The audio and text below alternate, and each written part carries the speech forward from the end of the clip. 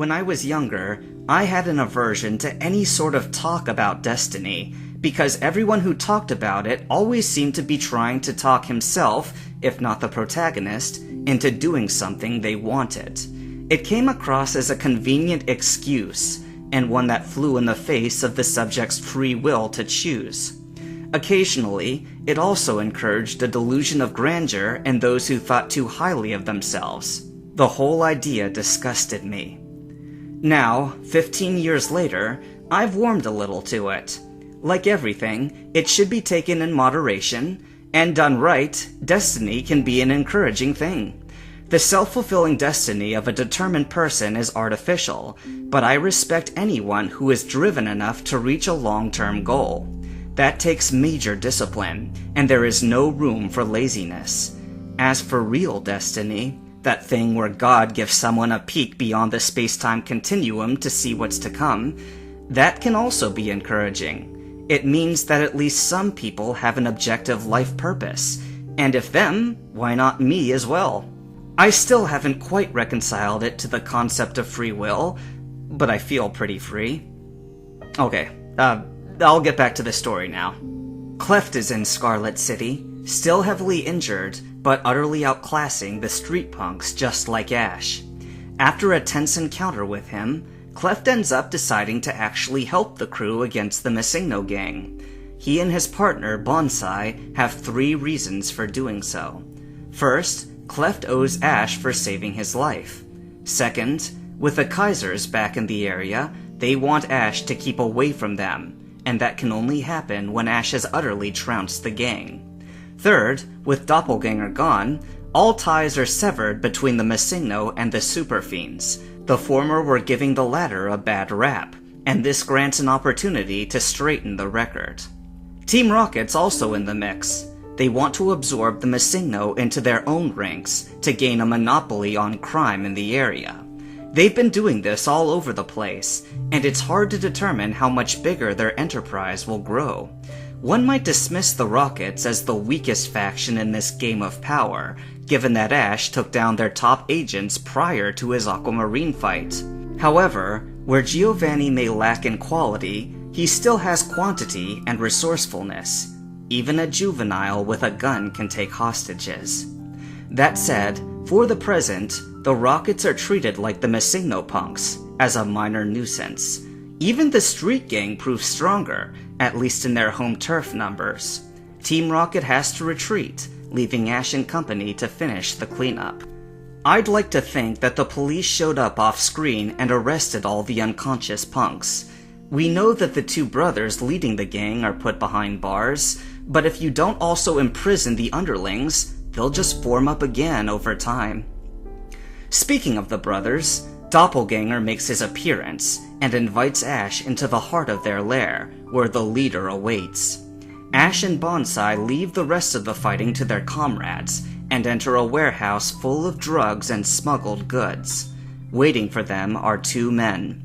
There's Doppelganger, who has a grudge match to settle with Ash, and Jackknife, the gang boss whose strength attracted the Super Fiends in the first place.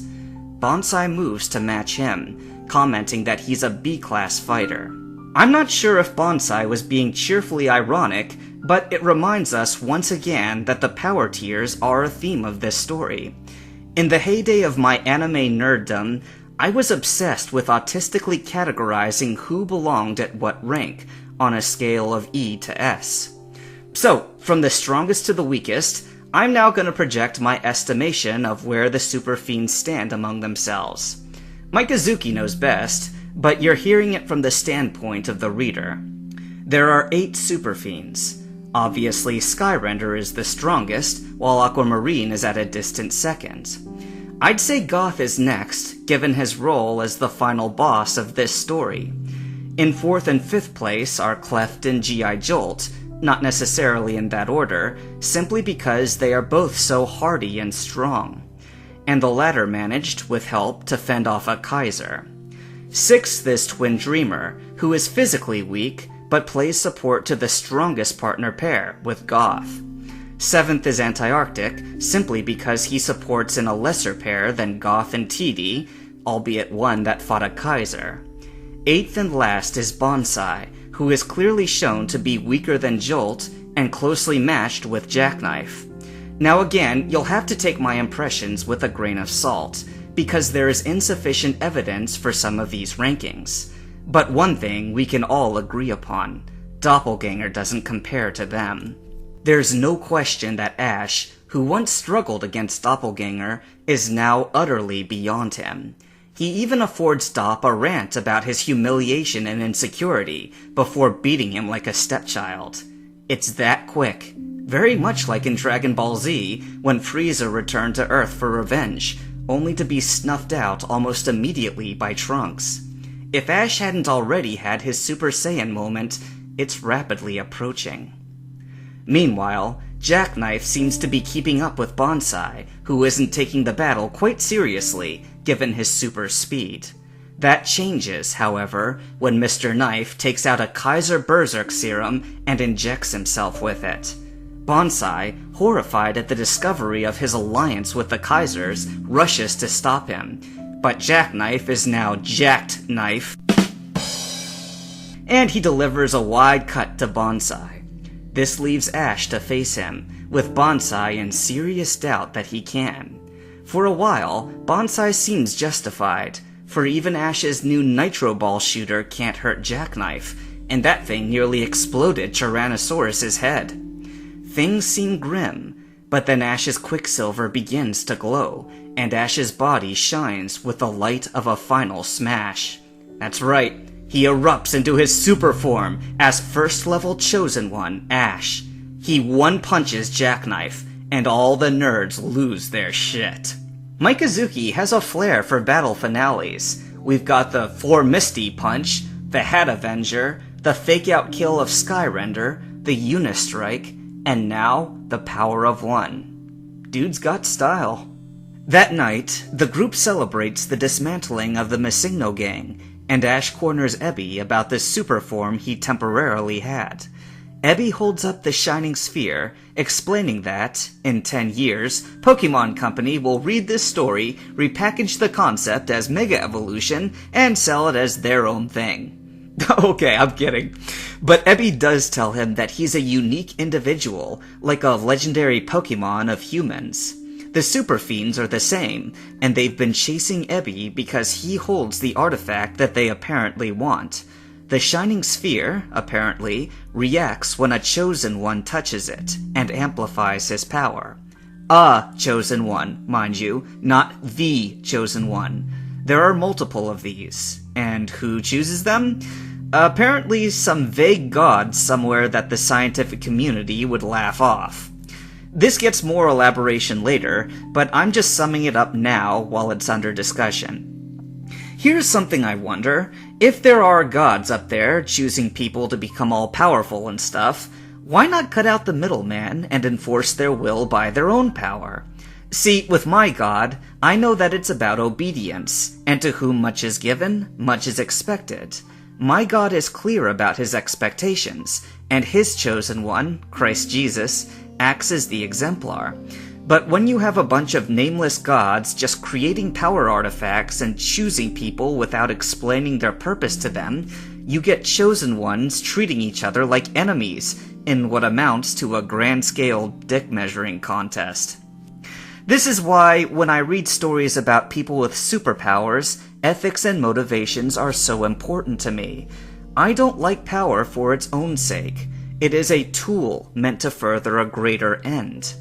To his credit, Mikazuki identifies Ash as a champion for the weak early on, but there ought to at least be a lesson that goes with it. Yo, average people! The strong were still born from you. When you allow too many of them to grow up to be evil, to the point that a savior has to step in, you done goofed. Quit being a bunch of passive sheep and take some responsibility. Imagine if Aquamarine's dad had kicked his ass upon discovering his Misty stalking behavior, or Goth's mom had made him go to church and learn the 6th commandment. Or, if not their parents, their legal guardians. Things might have turned out differently. Look, it's still a silly story about over-the-top fights. I get it.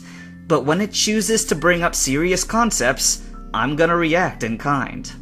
Rather than go with the original plan of raiding the Team Rocket hideout in the area, the group elects to traverse the Marble Desert to the next city. Cleft punches a tunnel through the mountain for them, and then they're off, sailing across the desert sandscape. All seems well, until a collective of desert raiders chases the group down. After crashing their desert raft, the leader, White Kaiser, threatens them with an ultimatum: turn back, become slaves, or die right here. It's basically identical to how the Prophet Muhammad, peace be with him, dealt with non-Muslims, minus the offer to turn back. Ash and company react in the only manner that's appropriate with these kinds of people, and give Kaiser the finger. Another battle ensues. Here, we learn a little more about the Kaiser cult. Each of the knights gave up their physical bodies for superior cyborg parts, which allow them superhuman strength and speed, as well as resilience against normally mortal injuries. This is evident when Ash and company are about to lose to White Kaiser, but it becomes transparent with the arrival of G.I. Jolt and Anti-Arctic. The latter stabs Kaiser through the heart, but it is no more effective than a thorn through the hand. Kaiser doesn't stop until Anti-Arctic deep freezes him, and Jolt punches him over the horizon. The two fiends turn to head off, but not before G.I. Jolt chastises Ash for picking an unwinnable fight. He insists that they did not come in for the rescue, but merely to attack White Kaiser. This I find difficult to believe. Following the battle, Anti-Arctic observed that Kaiser definitely survived, and a drawn-out battle with him would result in their deaths. Given that it's true, why then did they go to the trouble over nothing? During the fight, Jolt expressed knowledge of the Kaiser cyborg body, so it's not like they were getting new intel. No. If G.I. Jolt didn't care for Ash's well-being, he wouldn't have impressed upon Ash the need to get stronger. That said, it's an odd shift in Jolt's behavior. This is the same guy who witnessed Ash's battle against his own leader and remained unmoved even after Skyrender showed approval for him. Hell, he tried to kill him right afterward. But now, when Ash loses again to an enemy, he cares enough to step in? It's weird. By the way, this is the third time now that Ash has truly lost a battle. The first time was against Doppelganger in the Phantom Theater, and the second was versus Sky.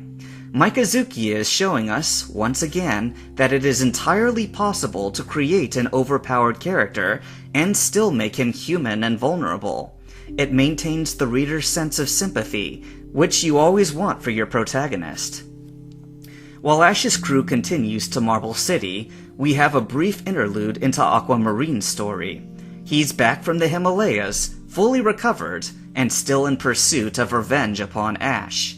This won't go anywhere until the second book, but for the present, we get to see him take on a gang of fire-breather clowns in the desert.